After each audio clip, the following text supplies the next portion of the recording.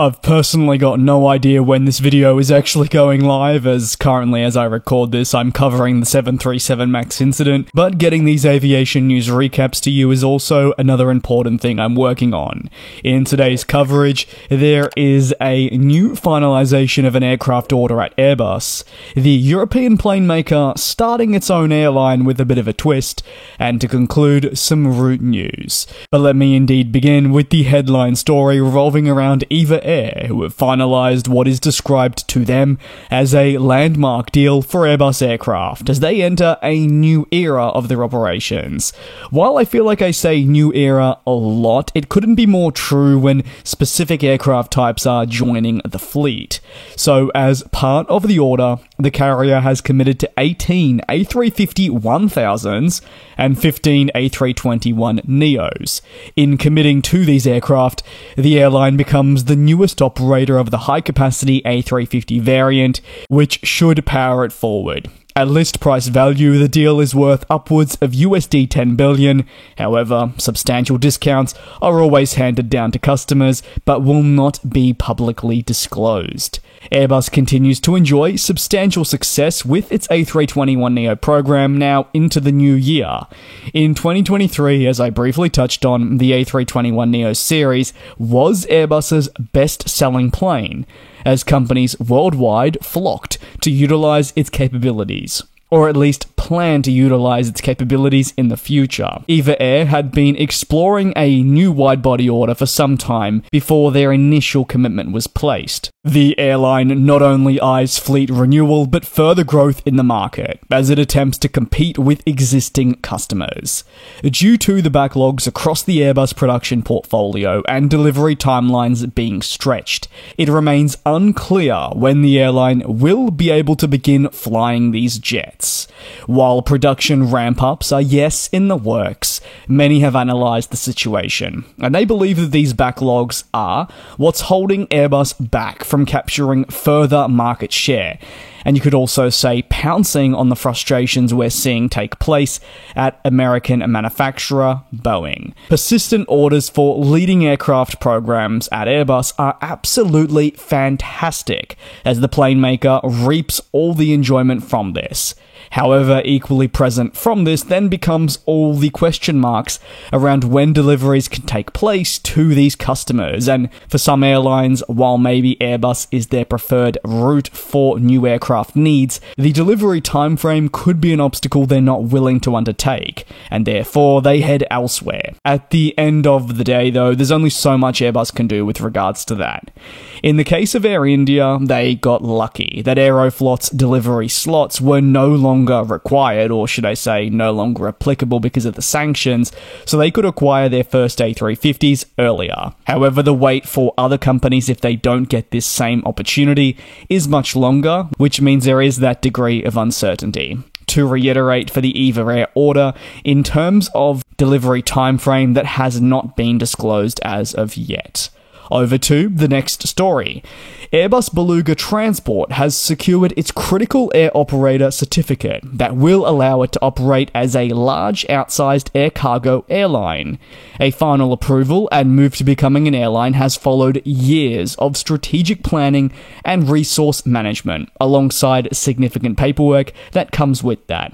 In fact, if you track back all the way to, I believe it was the beginning of 2022, whether you were into aviation then, or maybe tuned into the channel, you'll recall I made mention of Airbus wanting to launch their own freight airline with the older Belugas, as they transitioned to the Beluga XL, and now at the beginning of 2024, that is even closer to becoming a reality.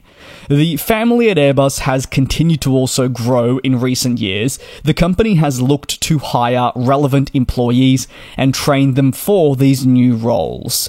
Airbus says the AIBT, Airbus Beluga Transport, will operate on the existing network for the European plane maker, a decision that actually took some consideration, and this is initially. The plane maker believes that launching on familiar routes will be crucial for a smooth entry into service with the new endeavour. Complex worldwide missions will eventually come, but they have their associated risks, especially in the early days.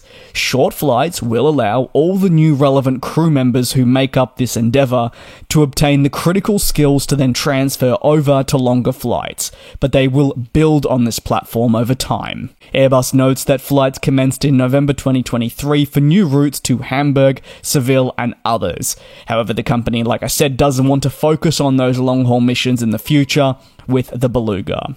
Ultimately, for Airbus, it's been a long time in the making, so the process is certainly exciting to see come to light. And the ambitions are pretty big.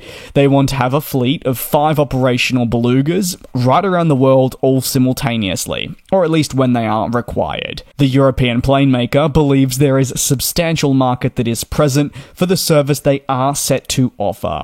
Additionally, it will allow those older aircraft to have a new purpose, rather than, say, heading to the scrapyard. And when you take a look at the Beluga, hey, even the Dreamlifter at Boeing, you definitely don't want these planes going away. Airbus in early 2022 actually said that they were getting a lot of requests from specifically freight forwarders and charter brokers for a more oversized transport solution between several locations. While Airbus offers dedicated freighters, the Beluga is more optimized for abnormal payload size and weight, and thus can be, yes, a brilliant solution for relevant parties, but is really focused on the shipment of key parts that produce Airbus aircraft, rather than for third parties. Despite much optimism and excitement from this endeavour, Airbus is also more than aware of the challenges that are present. Airbus knows that the Beluga fleet was built for use, like I said, across the European network, with sector's maximum operation reaching 4 hours.